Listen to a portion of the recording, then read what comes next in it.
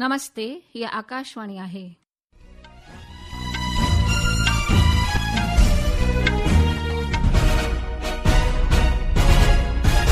हाणे तो ममता खूबचंदानीअ खां देश ऐं विदेश जा समाचार ॿुधंदा। सभ खां पहिरियों मुख्य समाचार। प्रधानमंत्री नरेंद्र मोदी अॼु राति 8:30 बजे राष्ट्र खे खिताब कंदो।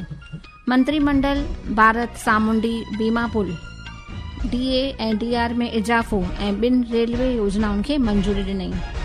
पार्लियामेंट जे 2 हाउसनि जी कार्यवाही बेमयादी मुद्दत लाइ महमल थियण बैदि बजट इजलास जी पुॼाणी थी।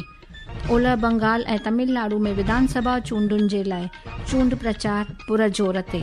ऐं आईपीएल क्रिकेट में हैदराबाद में सनराइजर्स हैदराबाद ऐं चेन्नई सुपर किंग्स जे विच में मुक़ाबलो थींदो। हाणे समाचार तफ़सीलवार ॿुधंदा।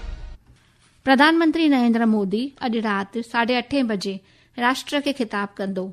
महिला महफ़ूज़गीअ सां जुड़ियल जोड़जक तरमीम बिल बहाल न थियण जे हिकु ॾींहं खां पोइ प्रधानमंत्री मुखातिब थी रहियो आहे। गौरतलब हुजे त मुखालफती पार्टियुनि द्वारा पुठभराई न मिलण सबबि महिला रिजर्वेशन बिल 2/2 घणाई हासिल करण में नाकाम रहियो। इन कारण सां लोकसभा में इन खे बहाल कोन कयो वियो।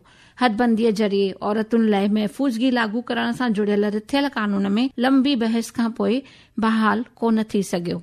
मर्कज़ी मंत्रिमंडल अॼु भारत सामुंडी वीमा पुल जी रचना खे मंजूरी ॾिनी आहे। इन घरेलू वीमा पुल लाइ 12,980 करोड़ रुपयनि जो हिकु सॉवरेन गारंटी फंड ठाहिण जो फ़ैसिलो वरितो वियो आहे।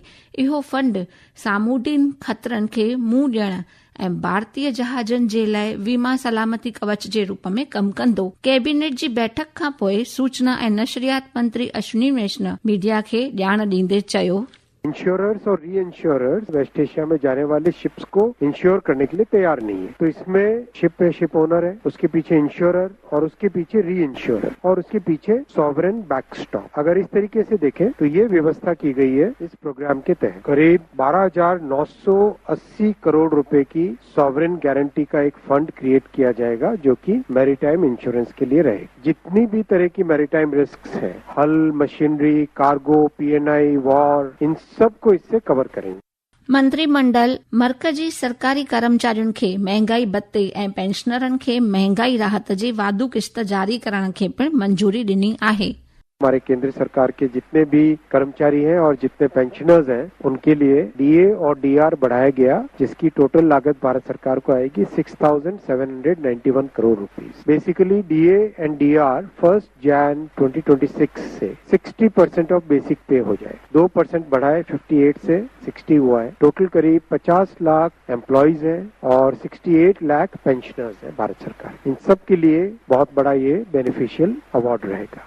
श्री वैष्णव चयो त मंत्रिमंडल प्रधानमंत्री ग्राम सड़क योजना PMGSY 3 खे मार्च 2025 खां पोइ मार्च 2028 ताईं जारी रखण जी पिणु मंजूरी ॾिनी आहे। इन में बस्तियुनि खे ॻोठाणा, जरई बाज़ारुनि, हायर सेकेंडरी स्कूलनि ऐं अस्पतालुनि सां जोड़ींदड़ मुख्य रस्तनि ऐं मुख्य ॻोठाणनि राब्तनि खे ॻंढणु शामिल आहे। आर्थिक मामलनि जी कैबिनेट समितीअ अॼु 24,815 करोड़ रुपयनि जी कुल लागत वारी 2 रेलवे योजनाउनि खे मंजूरी ॾिनी। पार्लियामेंट जे 2 हाउसनि जी कार्यवाही अॼु बेमयादी मुद्दत लाइ महमल कई वई। इन सां गॾु ई 28 जनवरी खां शुरू थियल बजट इजलास जी पुॼाणी थी। लोकसभा में पंहिंजे पुॼाणीअ वारे भाषण में स्पीकर ओम बिरला ॼाणायो त बजट इजलास दौरान 93% कमकार थियो ऐं हाउस जूं कुल 31 बैठकूं थियूं।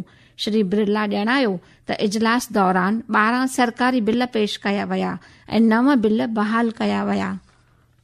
राज्यसभा में पंहिंजे पुॼाणीअ वारे भाषण में सभापति श्री पी राधाकृष्णन चयो त कुल मिलाए हाउस जी कार्यवाही 157 कलाकनि खां बि वधीक वक़्त ताईं जारी रही लॻभॻि 110% कमकार थियो।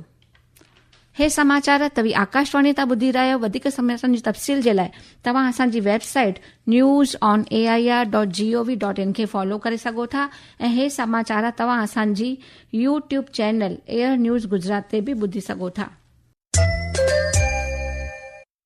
ओलह बंगाल ऐं तमिलनाडु में विधानसभा चूंडुनि जे लाइ प्रचार मुहिम पूरा जोर ते आहे। मुखालफती सियासी धुरियुनि जा अॻवान अवामी सभाऊं ऐं रैलियूं करे रहिया आहिनि। तृणमूल कांग्रेस सरबराह ऐं ओलह बंगाल जी मुख्यमंत्री ममता बनर्जीअ हावड़ा में पार्टी उम्मीदवारनि जे टेके में हिक अवामी सभा में शिरकत कई।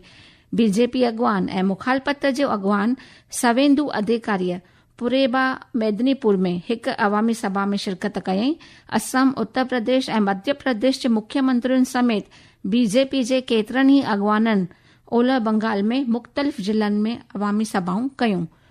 पार्लियामेंट्री कार्यमंत्री किरेन रिजिजूअ पार्लियामेंट जे बजट इजलास खे कामयाब सॾायो। पार्लियामेंट जे पुस्तकालय भवन में बजट इजलास जी पुॼाणीअ बैदि मीडिया खे ख़िताब कंदे श्री रिजिजूअ चयो त इन इजलास जी मरकज़ी बजट ऐं केतिरा ई ख़ासि कानून साज बिल कामयाबीअ सां पास थिया। भाजपा सांसद रविशंकर प्रसाद अॼु औरतुनि जे रिजर्वेशन बिल ते कांग्रेस नेता प्रियंका गांधीअ जी टिप्पणीअ जी मज़म्मत कई। नईं दिल्लीअ में प्रेस कॉन्फ्रेंस में श्री प्रसाद चयो त हदबंदीअ जे बिना लोकसभा या विधानसभा मां सीटुनि सां वाबस्त को बि सुधारो मुमकिन कोन्हे। भाजपा नेता स्मृति ईरानीअ पिणु कांग्रेस ते देश जी औरतुनि जी उम्मीदुनि खे ठेस पहुचाइण जो ॾोहो मढ़ियो। इन खां अॻु नईं दिल्लीअ में प्रेस कॉन्फ्रेंस में कांग्रेस नेता प्रियंका गांधी वाड्रा चयो त काल्ह औरतुनि लाइ महफ़ूज़गी बिल बहाल न थियणु तमामु वॾी जीत आहे। हुन चयो त संघीय ढांचे खे तब्दील करण ऐं जमहूरियत खे कमज़ोर करण जी कोशिश खे नाकाम बणायो वियो आहे। हिक रिपोर्ट। कल जो हुआ वो लोकतंत्र के लिए एक बहुत बड़ी जीत रही। जो सरकार की साजिश थी संघीय ढांचे को बदलने की, लोकतंत्र को कमजोर करने की, उसको हराया गया। ये संविधान की जीत थी, देश की जीत थी और विपक्ष की एकता की जीत। होॾां ॿिए पासे कांग्रेस अॻवान ऐं तेलंगाना जो मंत्री मोहम्मद अजरुद्दीन मुर्शिदाबाद जिले में रैलियुनि में शिरकत कयईं। वामपंथी ऐं ॿियनि सियासी धुरियुनि पिणु रैलियुनि ऐं नंढे पैमाने वारी अवामी सभाउनि जे ज़रिए चूंड मुहिम पुरजोर ते कई। डीएमके जे वॾेरे ऐं मुख्यमंत्री एमके स्टालिन हदबंदी बिल खे खणी बीजेपी ऐं आला इंडिया अन्ना डीएमके जी मज़म्मत कई। पानेरी में कांग्रेसी अॻवान राहुल गांधीअ चयो हर हिक राज्य जी पंहिंजी लासानी ख़ासियत आहे ऐं इन सां को बि समझौतो कोन करे सघिजे थो। हुन साहिब चयो त जमहूरियत अनमोल आहे ऐं इन जी हिफ़ाज़त जे लाइ हर मुमकिन कोशिश करणु घुर्जे।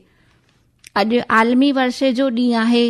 हीउ ॾींहुं सकाफ़त ऐं कुदरती वर्षे जी गुनागुनियत, जिंदादिली ऐं अहमियत वाबस्त सुजाॻीअ खे ओॾ ॾियण जो आहे। हिक रिपोर्ट।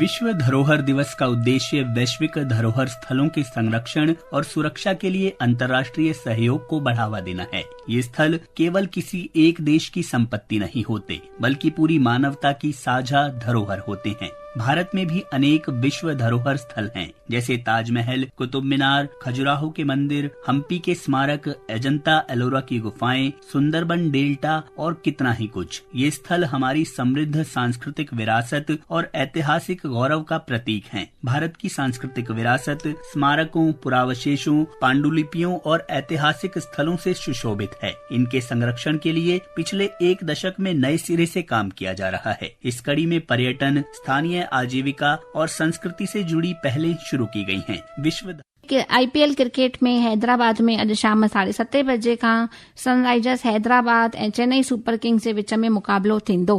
मुख्य समाचार हिकु भेरो ॿीहर ॿुधंदा। प्रधानमंत्री नरेंद्र मोदी अॼु राति 8:30 बजे राष्ट्र खे ख़िताब कंदो। मंत्रिमंडल भारत सामुंडी बीमा पुल डीए ऐं डीआर में इजाफ़ो ऐं 2 रेलवे योजनाउनि खे मंजूरी ॾिनई। पार्लियामेंट जे 2 हाउसनि जी कार्यवाही बेमयादी मुद्दत लाइ महमल थियण बैदि बजट इजलास जी पुॼाणी थी। ओलह बंगाल ऐं तमिलनाडु में विधानसभा चूंडुनि जे लाइ चूंड प्रचार पुरजोर ते ऐं आईपीएल क्रिकेट में हैदराबाद में सनराइजर्स हैदराबाद ऐं चेन्नई सुपर किंग्स जे विच में मुक़ाबलो थींदो। सिंधी समाचारनि जो इहो अंक ते समाप्त थियो। मूंखे ॾींदा इजाज़त। नमस्ते।